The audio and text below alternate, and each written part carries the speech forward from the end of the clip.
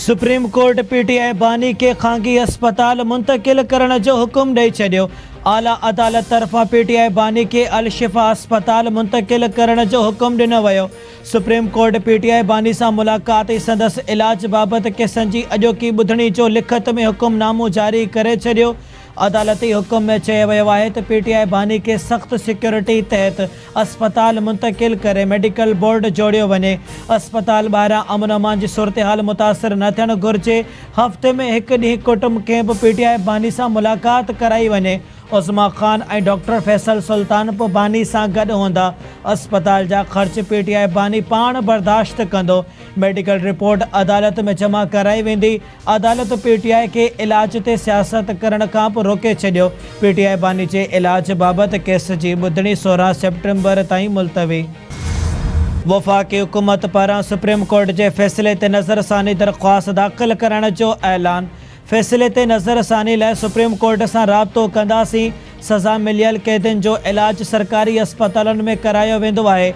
छा supreme court जो फ़ैसिलो समूरनि कैदियुनि लाइ हूंदो? वफ़ाक़ी वज़ीर आज़म नज़ीर तारड़ जो बयान। संदसि चवणु आहे त पीटीआई बानी जो शिफ़ा अस्पताल मां इलाज करण वारे हुकुम जो जाइज़ो वरितो वियो। हुकुमनामे ऐं ॿियनि नुक़्तनि ते बि मुशावरत कई वई। तहरीक इंसाफ़ जी सुप्रीम कोर्ट जे फ़ैसिले जी आजियां। पीटीआई जे सेक्रेटरी जनरल सलमान अकरम राजा चयो आहे त सुप्रीम कोर्ट बानीअ खे 2 ॾींहंनि जे अंदरि अस्पताल मुंतकिल करण जो हुकुम ॾिनो आहे। कंहिं बि सूरत में बानी जी सिहत ते सियासत न कई वेंदी।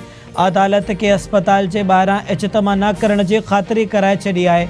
बैरिस्टर गौर अली ख़ान जो चवणु आहे त हू सुप्रीम कोर्ट जे हुकुम ते मुकमल अमल कंदा। कारकुन अस्पताल जे ॿाहिरां जमा न थियण त जीअं बानी जे इलाज में का रंडक न अचे। वज़ीर आज़म जे सलाहकार राणा सनाउल्ला पीटीआई बानी बाबति सुप्रीम कोर्ट जे फ़ैसिले खे आज़ादाणो ऐं मेरिट ते ॿधल करार ॾेई छॾियो। संदसि चवणु आहे त पीटीआई घेरा जे बदिरां क़ानूनी रस्तो इख़्तियार करे हा त रिलीफ पहिरीं ई मिली वञे हा। पार्लियामानी मामलनि वारे वफ़ाक़ी वज़ीर तारिक फज़ल चौधरी चयो आहे त सुप्रीम कोर्ट जे फ़ैसिले ते अमल कयो वेंदो। पीटीआई बानी जी सिहत जी ज़िम्मेवारी हुकूमत जी हुई आहे ऐं रहंदी। पीटीआई जी अपील खां सवाइ तहरीक इंसाफ़ बानी खे सिहत जूं बहितरीन सहूलियतूं ॾिनियूं वयूं हुयूं। हू पीटीआई बानी जी सिहत लाइ दुआगू आहिनि। नवनि सूबनि जे हवाले सां आइन में तरीक़ेकार मौजूदु आहे। केर बि आइन खां ॿाहिरि नथो वञी सघे। पीपल्स पार्टी जो मौक़िफ़ सभिनी जे साम्हूं आहे। नवनि सूबनि बाबति सिंध जी आवाम तोड़े पीपल्स पार्टी ऐं सिंध हुकूमत जे मौक़िफ़ में तब्दीली नाहे आई। नए सूबे जे हवाले सां फ़ैसिलो सूबे जी आवाम खे ई करणो हूंदो आहे। आवाम जा चूंडियल नुमाइंदा असेंबली में वेठा आहिनि, तंहिं करे परेशान थियण जी ज़रूरत नाहे। सूबनि बाबति सिंध में नफ़रत पखेड़ण न ॾींदासीं। सिंध जे सीनियर वज़ीर शर्जिल इनाम मेमण जी प्रेस कॉन्फ्रेंस। संदसि चवणु आहे त ख़ालिद मक़बूल सिद्दीकी ऐं मुस्तफ़ा कमाल सियासी तौरु ख़तमु थी चुका आहिनि। इहे माण्हू ॼाणी वाणी हथियार खणण समेत ॿियूं ॻाल्हियूं करे रहिया आहिनि। सिंध पुरअमन सुफ़िन जी धरती आहे। असांखे माहौल ख़राबु थियणु नाहे ॾियणो। नून लीग जी क़यादत तरफ़ां इन हवाले सां बयानु साम्हूं न आयो। राणा सनाउल्ला अॼु चयो आहे त कंहिं काबीना इजलास में अहिड़ी ॻाल्हि नाहे थी। नवाज़ शरीफ़ साहब जो बयानु आहे त केर बि इन मामले ते न ॻाल्हाए। असां इन मामले ते खुली ॻाल्हाए पंहिंजो मौक़िफ़ पेश करियूं था। पंजाब असेंबली नवनि सूबनि जे हक़ में ठहराउ मंज़ूरु कयो आहे। सिंध असेंबली नवनि सूबनि जी मुखालफ़त में ठहराउ मंज़ूरु कया आहिनि। ख़ालिद मक़बूल ऐं मुस्तफ़ा कमाल वफ़ाक़ी वज़ीर आहिनि। मुतालबा मंज़ूरु न थियण ते खन इस्तीफ़ा ॾियणु घुरिजे। पीटीआई बानी जी सिहतयाबी लाइ दुआगू आहियूं। सियासी इख़्तिलाफ़ पंहिंजी जाइ ते, पर कंहिंजी बीमारी ते शाइस्तगी ऐं इंसानियत जो दामन न छॾणु घुरिजे। अदालती हुकुम खां सवाइ हर शख़्स खे बुनियादी तिबी सहूलियतूं मिलणु घुरिजनि। सिंध काबीना 25 एकड़नि ताईं ज़मीन रखंदड़ कणक जे आबादगारनि लाइ DAP सब्सिडी पैकेज जी मंज़ूरी ॾेई छॾी। पास्को सिंध खे 2,23,455 मैट्रिक टन कणक फ़राहम कंदो। फ्लोर मिल्स लाइ कणक ज़ख़ीरो रखण जी हद 1 महीने मां वधाए 3 महीना करण जी मंज़ूरी। फ्लोर मिल्स मां निकिरंदड़ अटे जी क़ीमत 112 रुपया फ़ी किलो बरक़रार रखण जो शर्त लागू कयो वियो आहे। काबीना नवनि हारियुनि जी रजिस्ट्रेशन ऐं मौजूदा रजिस्ट्रेशन जी ॿीहर तस्दीक़ जी बि मंज़ूरी ॾिनी। सिंध जे सीनियर वज़ीर शर्जिल इनाम मेमण जी सिंध काबीना जे इजलास खां पोइ मीडिया खे ब्रीफिंग। संदसि चवणु आहे त आलमी मंडी जे लाहन चाढ़नि जो भार सिंध जे हारियुनि ते न पवंदो। DAP सब्सिडी ऐं कणक जी इमदादी क़ीमत लाइ वॾे वज़ीर 4 रुकनी कमेटी क़ाइमु कई आहे। जेका 2 हफ़्तनि में कणक जी ईंदड़ ख़रीदारी क़ीमत ऐं DAP सब्सिडी बाबति सिफ़ारिशूं ॾींदी।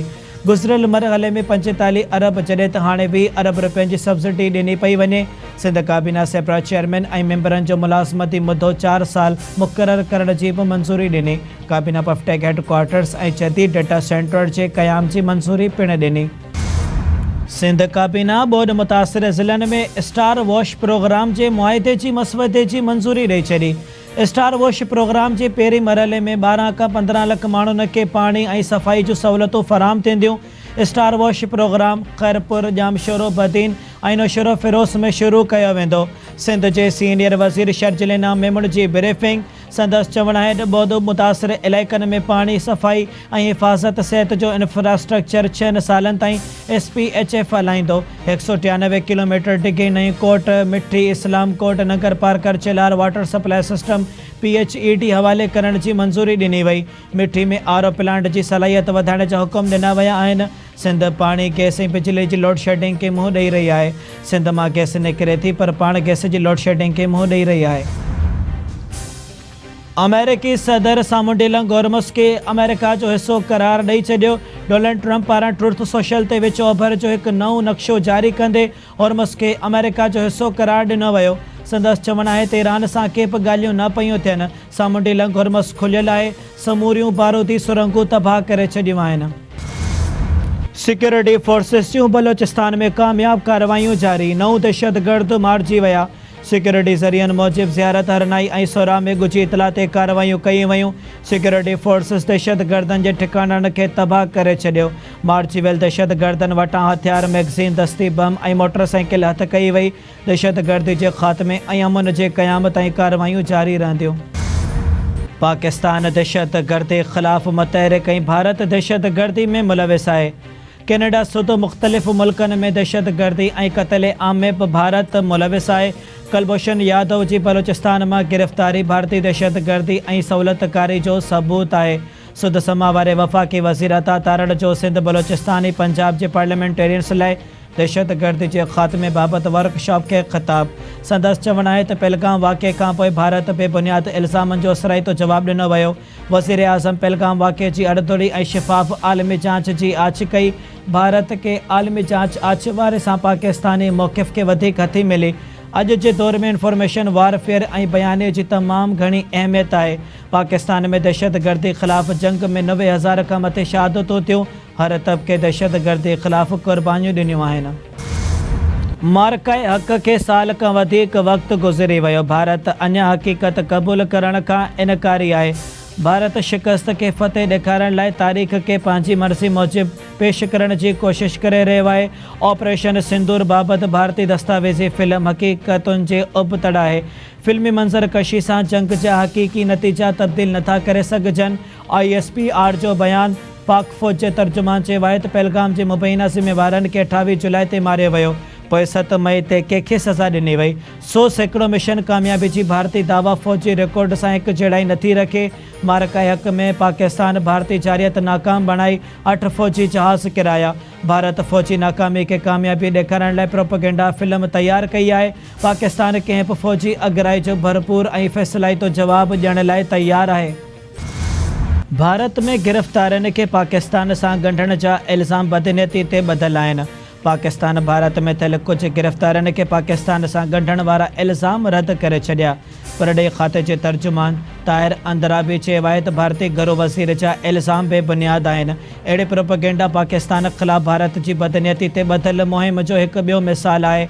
प्रोपेगेंडा जो मक़सदु भारत खे दरपेश अंदरूनी सलामती जे चैलेंजनि तां ध्यानु हटाइणु आहे। बेबुनियाद इल्ज़ाम आलमी ध्यानु भारत जी मुबैना तक़रीबी सरगर्मियुनि तां नथा हटाए सघनि। पाकिस्तान केतिरा ई भेरा भारत जी दहशतगर्दी ऐं अदम इस्तेहकाम वारी सरगर्मियुनि में मुलविस हुजण जा सबूत पेश करे चुको आहे। सिंध जे घरू वज़ीर ज़ियाउल हसन लंजार जी सदारत हेठि इजलास Sindh government lands management act 2026 जी मुख़्तलिफ़ शिकनूं ऐं क़ानूनी रुखनि जो जाइज़ो। लैंड्स मैनेजमेंट एक्ट में तजवीज़ुनि जे हवाले सां 5 रुकनी कमेटी क़ाइमु कई वई। घरू वज़ीर ज़ियाउल हसन लंजार जो चवणु आहे त सरकारी ज़मीन जे तहफ़ुज़ मैनेजमेंट ऐं शिफ़ाफ़ तरीक़ेकार लाइ मुयसर क़ानूनी निज़ाम अनटोर आहे। सरकारी ज़मीनुनि जे इंतिज़ाम खे वधीक सराइत, मुनज़म ऐं शिफ़ाफ़ बणायो वेंदो। ज़मीन जे इस्तेमाली अलाटमेंट बाबति मामलनि में कानून जी पासदारी ऐं शिफ़ाफ़ियत खे यकीनी बणायो वेंदो। नए कानून जो मक़सदु सरकारी ज़मीन जी मौसर ऐं अवामी मुफ़ाद में इस्तेमाल खे यकीनी बणाइणु आहे। लैंड्स में अलाटमेंट जे हवाले सां आलमी सतह ते कानून जो जाइज़ो वठणो पवंदो। नासिर हुसैन शाह जो चवणु आहे त सरकारी ज़मीन जे मौसर शिफ़ाफ़ ऐं मुनज़म इंतज़ाम खे यकीनी बणाइण लाइ अमली क़दम अणटुर आहिनि। सरकारी ज़मीनुनि जो रिकॉर्ड इस्तेमाली मैनेजमेंट जे निज़ाम में शिफ़ाफ़ियत यकीनी बणाई वेंदी। जाम इकरामुल्लाह धारे जो चयो आहे त Sindh government lands management act 2024 अहम अॻिभराई आहे। सरकारी ज़मीनुनि बाबति मामलनि में मौसर अमल दरामद वक़्त जी अहम ज़रूरत आहे। जैकबाबाद में रेलवे ट्रैक ते धमाको, पटड़ी मुतासिर। सदर थाणे जी हदसिम शाख भरिसां अणॼातल जवाबदारनि धमाकेदार मादे सां पटड़ी खे नुक़सान पहुचायो।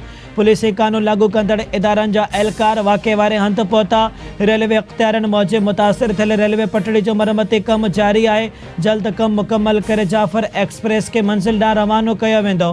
पुलिस जो चवणु आहे त रेलवे ट्रैक ते धमाके वारे वाक़े जी जांच जारी आहे। ऐं रावलपिंडी ऐं इस्लामाबाद में लाॻे तो ॿिए ॾींहुं बि ज़ोरदार बरसात सबबि हेठाहीं वारा इलाइक़ा ॿुॾी विया। रावलपिंडी जे शमसाबाद वारे इलाइक़े में सभ खां वधीक 116 मिलीमीटर बरसाति रिकॉर्ड कई वई। नाला लई में कटियारनि वारे हंधि ते पाणी जी सतह 10.5 फुट ऐं गवाल मंडी वटि 8.5 फुट आहे। रेल इमरजेंसी लागू करे फील्ड स्टाफ जूं मोकलूं रद्द कयूं वयूं।